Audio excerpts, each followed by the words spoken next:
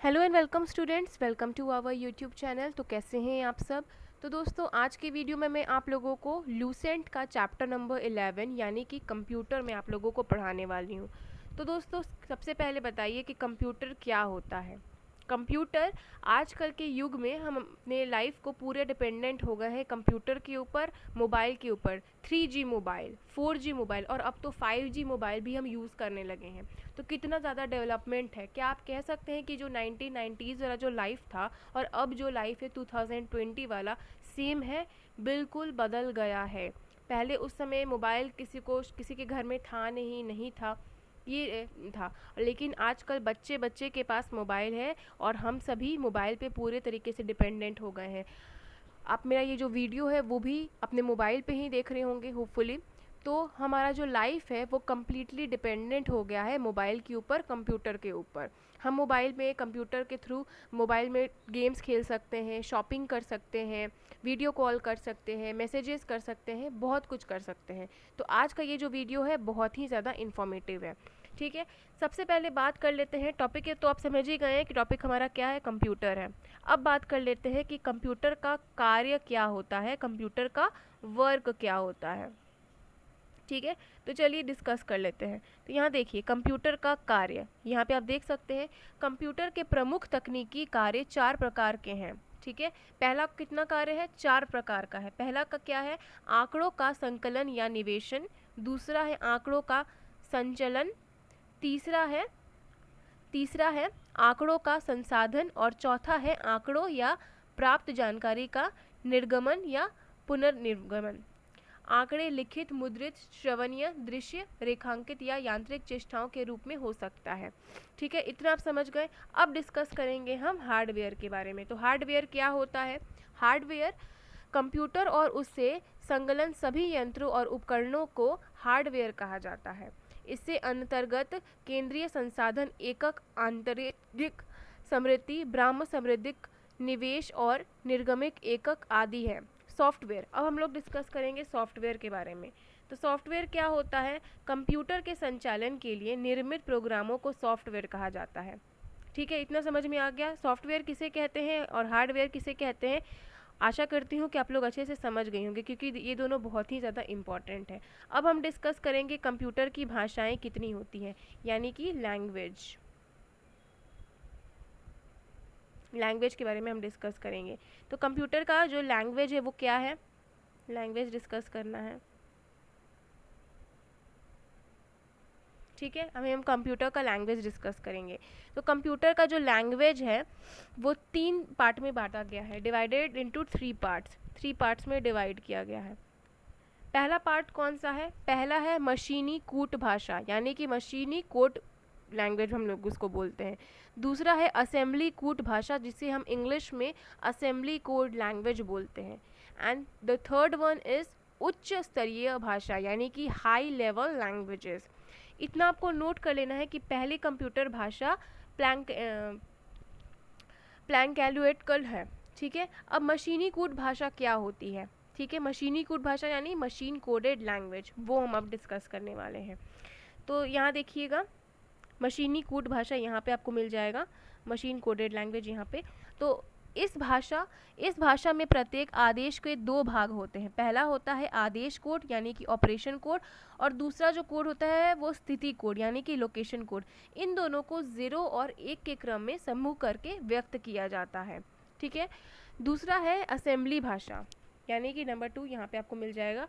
Assembly language होता है, इस भाषा में याद रखे जाने वाले लायक कोड को प्रयोग किया जाता है, जिसमें कि नेमोनिक कोड कहा गया है। अब जैसे कि एडिशन के लिए ऐड, सब्ट्रैक्शन के लिए सब और जंप के लिए JMP लिखा जाता है। ठीक है, एडिशन के लिए हम क्या लिखते हैं, ऐड लिखते हैं। सब्ट्रैक्शन के लिए क्या लिखते हैं, सब लिखते हैं। और हम लोग जंप के लिए क्या लिखते हैं, JMP लिखते हैं। JMP मैं इधर लिख दे रही हूँ, स्पेस नहीं इधर, तो JMP लिखते हैं। ठीक है, अब उसी तरीके से आपको समझना है। ठीक है, अब थर्ड है हमारा उच्च स्तरीय भाषा, यानी कि हाई लेवल लैंग्वेज। तो ये सब भी बहुत ही इम्पॉर्टेंट है।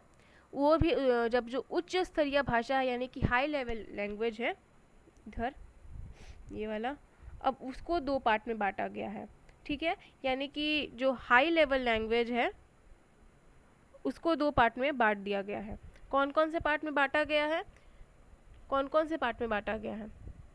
2 मेन है, ऐसे बांटा गया है इसको बहुत से फेज में, जैसे कि 9 फेज में बांटा गया है, लेकिन मेन है 2, तो वो आपको याद रखना होगा। अब हम लोग बात करेंगे कि फोर्ट्रॉन का फुल फॉर्म क्या होता है। तो फोर्ट्रॉन का फुल फॉर्म क्या होता है, ये देखिएगा, फोर्ट्रन।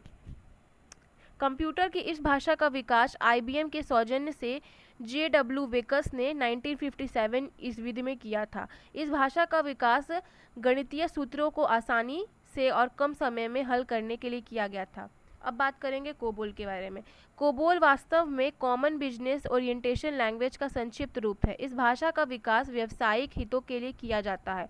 इस भाषा का संक्रिया के लिए लिखे गए वाक्यों के समूह में पैराग्राफ कहते हैं। सभी पैराग्राफ मिलकर एक सेक्शन बनते हैं और सभी सेक्शन से मिलकर के डिवीजन बनता है।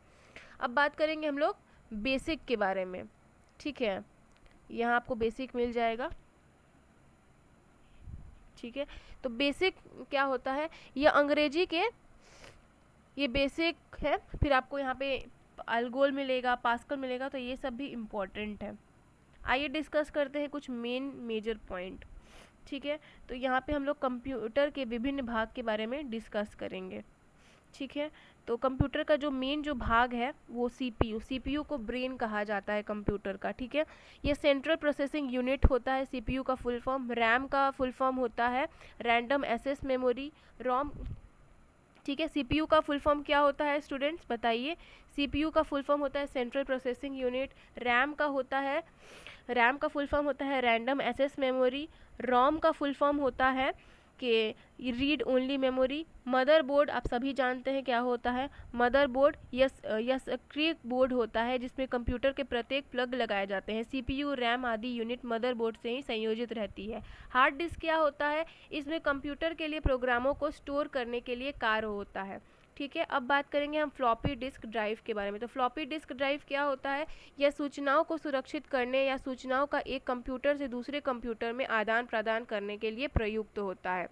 अब CD-ROM क्या होता है, CD-ROM यानी कि कॉम्पैक्ट डिस्क छोटे से आकार के होते हैं और बहुत ही बड़ी मात्राओं में आंकड़ाओं एवं चित्रों को ध्वनियों के साथ संग्रहित करने के लिए सक्षम होते हैं। कीबोर्ड क्या होता है, आइए जानते हैं। अब हम जानेंगे कीबोर्ड के बारे में, ठीक है। तो कीबोर्ड क्या होता है, कंप्यूटर के लेखन प्रणाली के लिए उपयोग में लाया जाने वाला उपकरण कीबोर्ड होता है। सामान्यतः 101 की बोर्ड अच्छा माना जाता है। अब बात करेंगे माउस के बारे में। तो माउस आपके घर में जो चूहा होता है उसको नहीं हम बोल रहे हैं, माउस बात कर रहे हैं कंप्यूटर के भाषा के लिए। तो इसकी सहायता से स्क्रीन पर कंप्यूटर के विभिन्न प्रोग्रामों को संचालित किया जाता है। अब बात करेंगे मॉनिटर के बारे में। तो मॉनिटर क्या होता है, इस पर कंप्यूटर में निहित जानकारियों को देखा जा सकता है। अच्छे रंगीन मॉनिटर में 256 रंग आते हैं। मॉनिटर में डॉट पिच का उपयोग होता है। अब बात करेंगे साउंड कार्ड के बारे में। तो साउंड कार्ड क्या होता है, यह जरूरी बातों और जानकारियों को सुनने के साथ साथ मल्टीमीडिया के बढ़ते प्रयोग के लिए ज़रूरी है। प्रिंटर क्या होता है, इसकी मदद से कंप्यूटर पर अंकित आंकड़ों को कागज पर मुद्रित किया जाता है। Dot matrix, inkjet, bubble jet और लेज़र जेट प्रमुख प्रिंटर है। डिस्कस करेंगे हम कंप्यूटर वायरस के बारे में। तो कंप्यूटर वायरस वो 3 इडियट्स वाला कंप्यूटर वायरस नहीं है जो कि हम यहाँ पे डिस्कस कर रहे हैं। कंप्यूटर में जो वायरस प्रोग्रामिंग होता है उसके बारे में बोल रहे हैं। तो 3 इडियट्स वाला आप लोग मत सोचिएगा।